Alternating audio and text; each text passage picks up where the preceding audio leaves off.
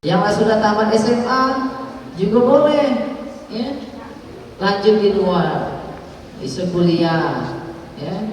Tapi kalau misalnya dia nak ngabdi di sini juga boleh, ya.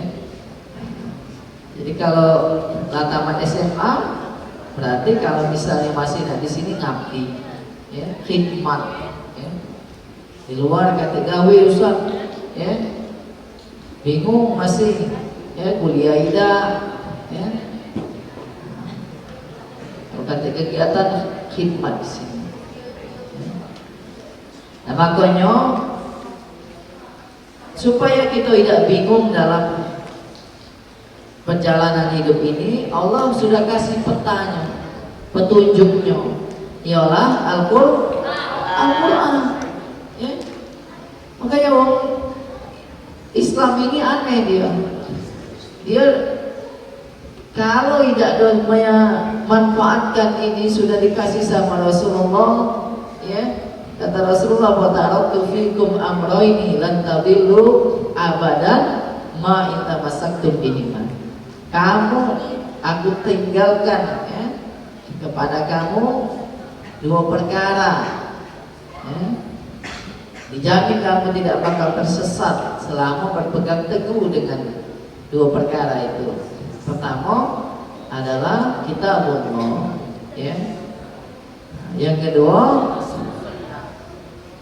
ada yang disebut wasunnati, ada juga wa'itrati, ya, ada wa ahli baiti. Tapi jelas yang pertama adalah kitabullah, Al-Quran.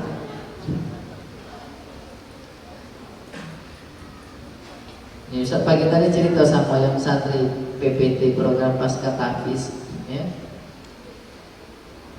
Di dunia hari ini, ya, orang-orang yang dia pintar, orang-orang cerdas, orang-orang berpengaruh di dunia ini, dia menjadikan Al-Quran ini sebagai inspirasi, sebagai petunjuknya, ya.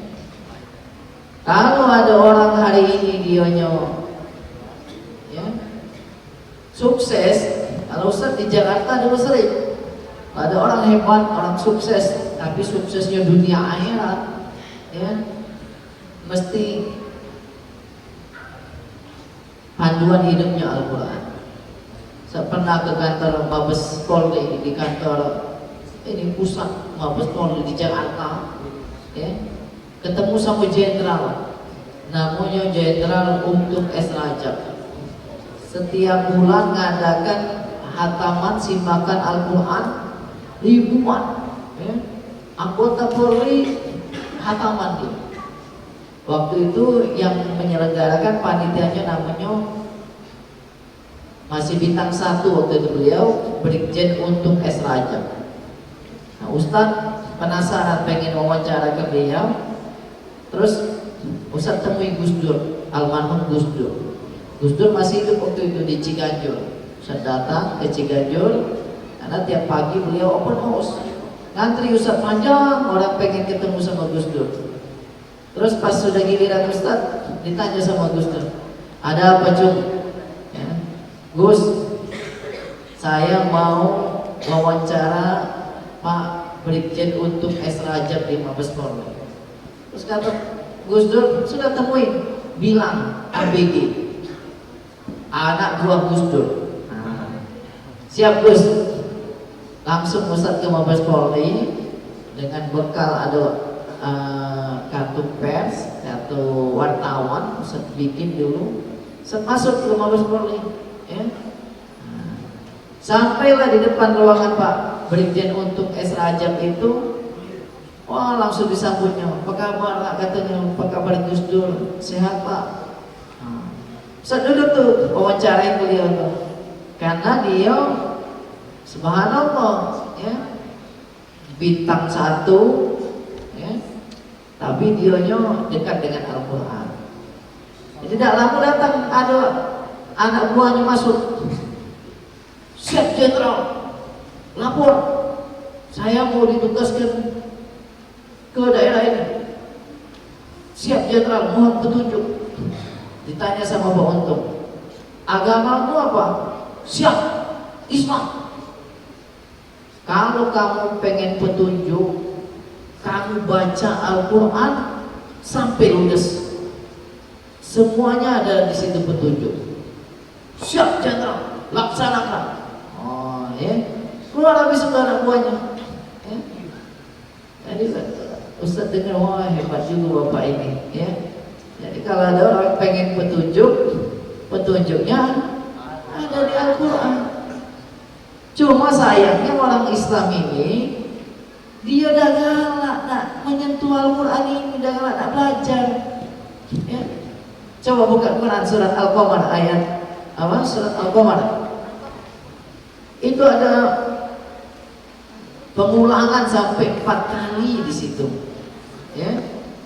Surat Al-Qamar.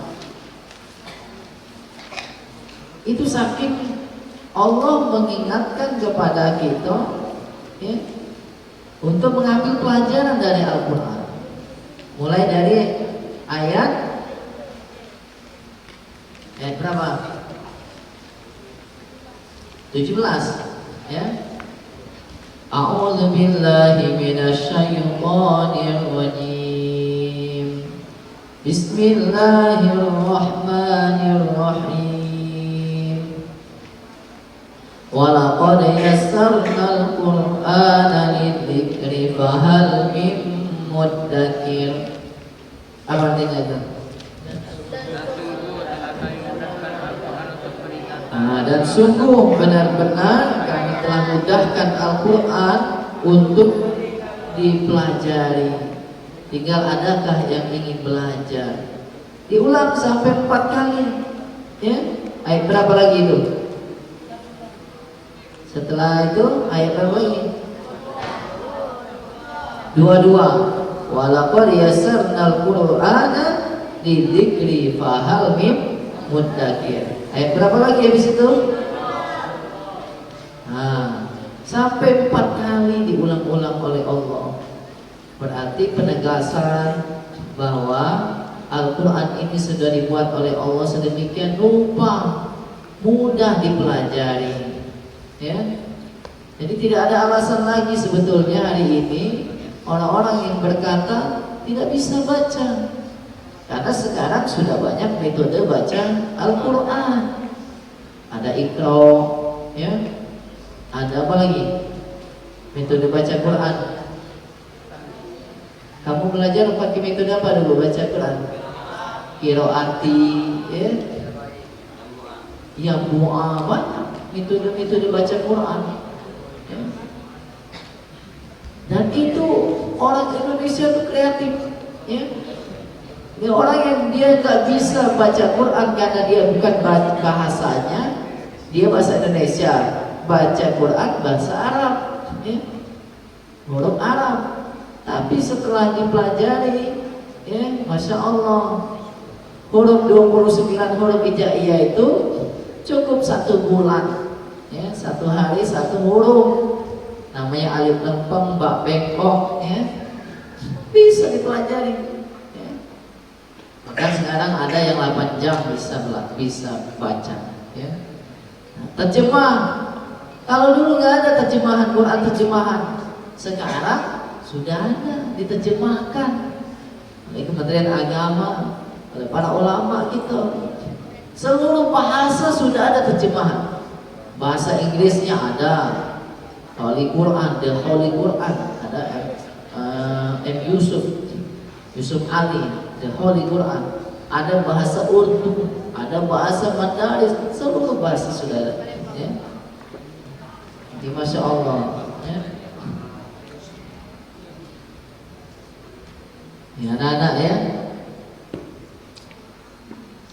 Enaknya orang yang dia bisa baca, bisa hafal Al-Quran, karena ini Al-Quran ini kita persatuan umat Islam sedunia.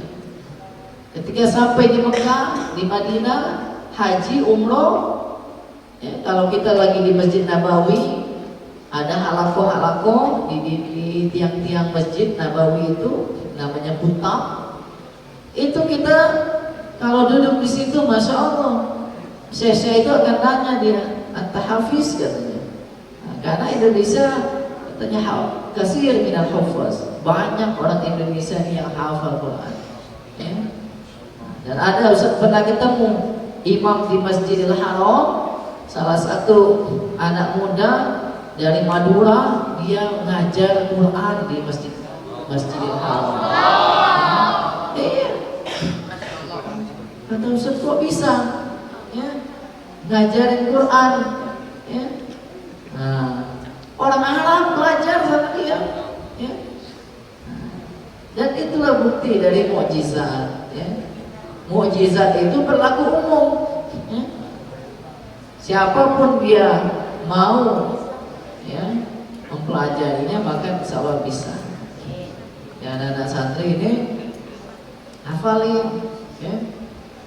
Mumpung di pesantren ini banyak ustaz-ustazanya siap menyimak. Ya. Ustaz di bulan suci Ramadan ini, Ustaz stay by. Ya. Insya Allah nanti kita malam ya, mulai ini kajian. Ya.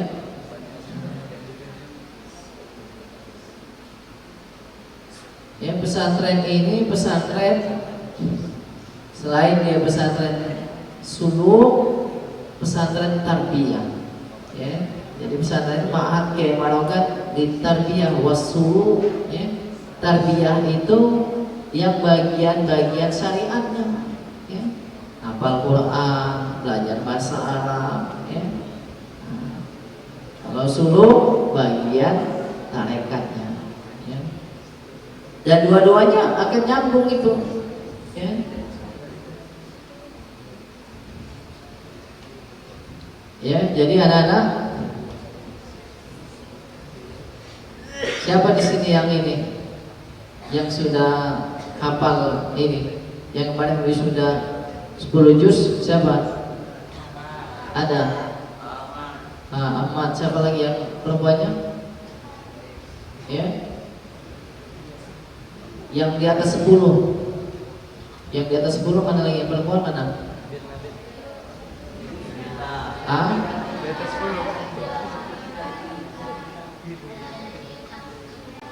Ya, mulai Ramadan ini, ya, karantina.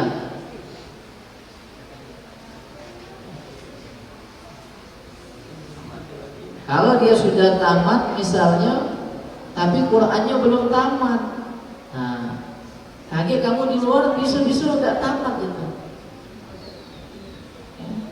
Kayak Ramadan ini, coba di ini, ya, fokuskan.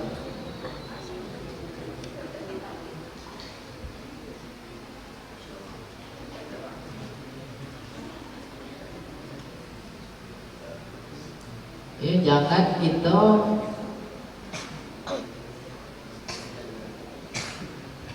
waktunya berlalu sia-sia. Ramadan ini, ya,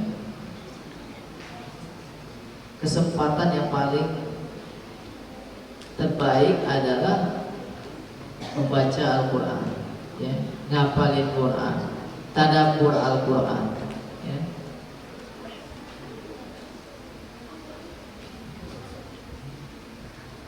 Coba balik lagi surat Al-Qadar tadi. Buka surat Al-Qadar.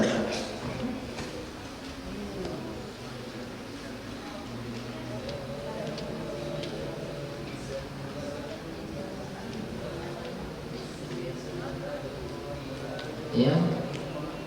Di situ disebutkan nama tanazzalul malaikatu waruh fiha bi'idzni rabbihim min kulli amr. Turun malam itu malaikat, ribuan malaikat, ya.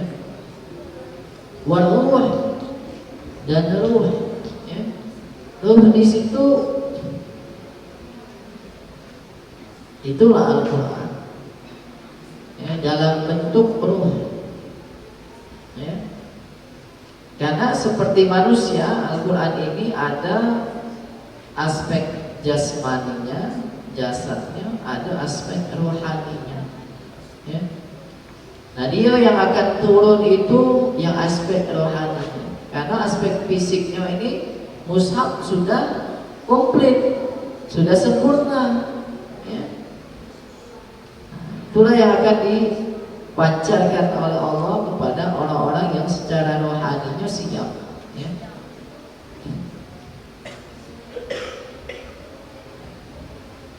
Siapa orang yang dapat itu, maka dia dapat kemuliaan yang luar biasa. Ya. Ustadz pernah ngerasa ke suasana malam itu, masya Allah, tenang, sejuk. Ya. Selagi di kuliah di PDIK di Jakarta, ya, tak bisa tidur semalaman itu, malam Ramadan, ya. Cuma memang hari-hari itu Ustaz menyibukkan diri tadabbur Al-Quran, ya, baca terjemah, ya. Sampai Ustaz ngerasakan kilas balik dari situ, ya. Tadinya kita tidak bisa nulis, jadi bisa nulis, ya. Tadinya tidak bisa ngomong, jadi bisa ngomong, ya.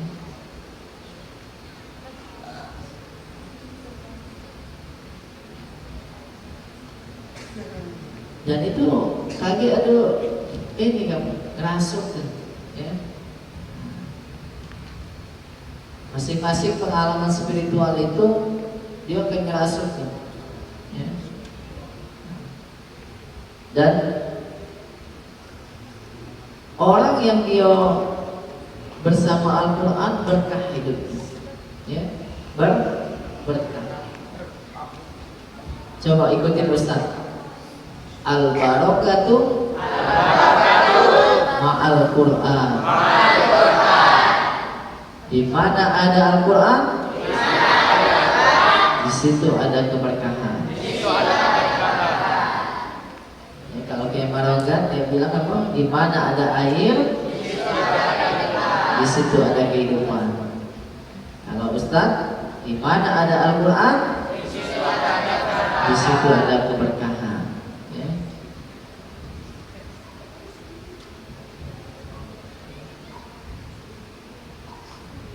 Semua yang disentuh oleh Al-Quran jadi berkah, ya. Air, dulu pengobatan orang kalau dia sakit, ya, apa dibacakan apa? Al-Fatihah, ya. Surat Al-Fatihah bisa menyembuhkan, jadi syifa dia, ya. Kalau ada yang kesurupan, baca apa? Baca ayat kursi, cuma satu ayat, ya. Jin yang ada di dalam diri orang yang kesurupan, dibacain ayat kursi, panasan dia, ya. Kalau ada yang tidak keluar-keluar, jinnya sudah dibaca ayat kursi, ya, bukan lagi dianya kesurupan, ya, itu namanya apa? Kesetanan dia. Ya. Ya. Setannya lah sudah ini dia tuh, ya. Iya. Lah terganggu itu namanya, ya.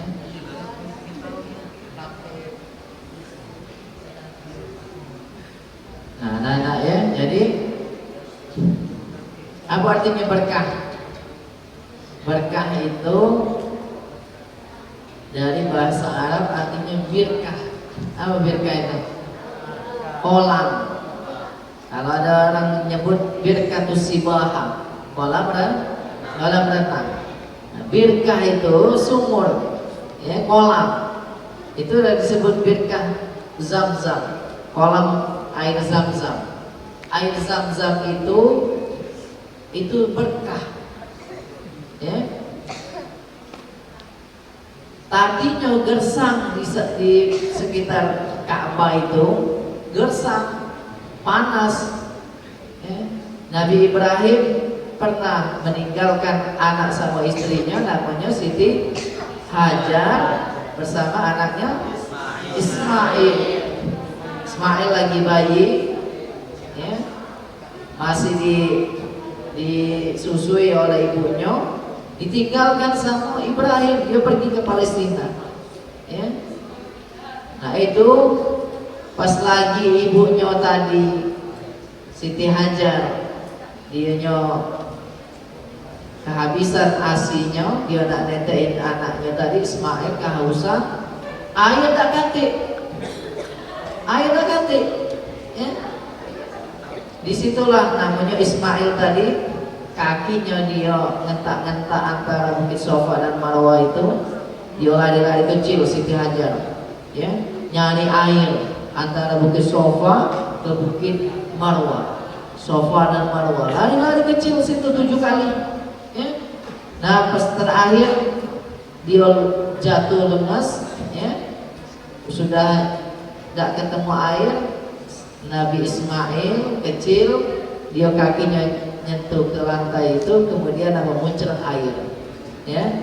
Air itulah disebut, kata Ismail, Zumi Mubarakah, wahai air terus muncrat memberkati, ya. Sampai sekarang air itulah, ya, diminum oleh jamaah haji dan umroh. Sunat dia setelah melakukan tawaf 7 kali mengitari Ka'bah, sunatnya minum air zam-zam sebelum dia ke Sofa Marwah, ya. Dan itu diminum oleh jutaan, ya.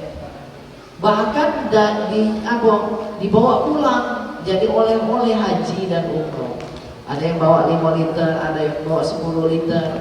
Sampai hari ini tidak pernah kering air itu, ya. Karena ada air itulah seluruh kaum muslimin dia berangkat ke tanah suci. Kalau udah kata air, maka coba ngambil toharo, ambil wudu, ya. Orang dia nak minum, Masya Allah, ya, itu namanya berkah. Nah, kalau sudah berkah, ya, itu memberkati dia sekelilingnya, ya. Banyak orang yang bisa mengambil manfaat darinya, ya. Makanya hidup ini yang dicari itu berkah, walaupun sedikit, tapi kalau dia berkah maka dia akan terus menyenali, dia akan memberikan manfaat kepada sekitar, ya. Nah Al-Quran ini disebut apa? Berkah, memberkati. Coba buka surat apa? Al-Quran itu berkah. Kitabun anzalnahu ilaika mubarakun liyadabbaru ayatihi wa liyatadzakkara ulul albab. Kitab ini, kata Allah, mubarakun, dia memberkati, ya.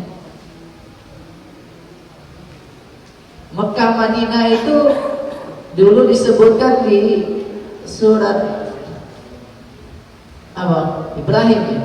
Biwadin ghairi di zara'in 'inda baitikal muharram, ya, dia itu lembah, wadin ghairi di zara'in, tak katik pepohonan, ya, gersang tandus, katik kehidupan, ya. Tapi Al-Quran turun di situ jadi memberkati, ya. Orang datang seluruhnya ke sana. Kisahnya diperankan oleh Nabi Ibrahim bersama keluarganya, ya. Kemudian dilanjutkan oleh Nabi Muhammad Sallallahu Alaihi Wasallam, ya. Nabi Muhammad bersama sahabat-sahabatnya berkah 22 tahun, 22 tahun, 2 bulan, 22 hari, ya, dari Mekah kemudian ke Madinah, membangun peradaban Islam dengan Al-Quran, ya. Petunjuknya setiap hari yang dilalui oleh Nabi Muhammad itu berdasarkan wahyu Al-Quran.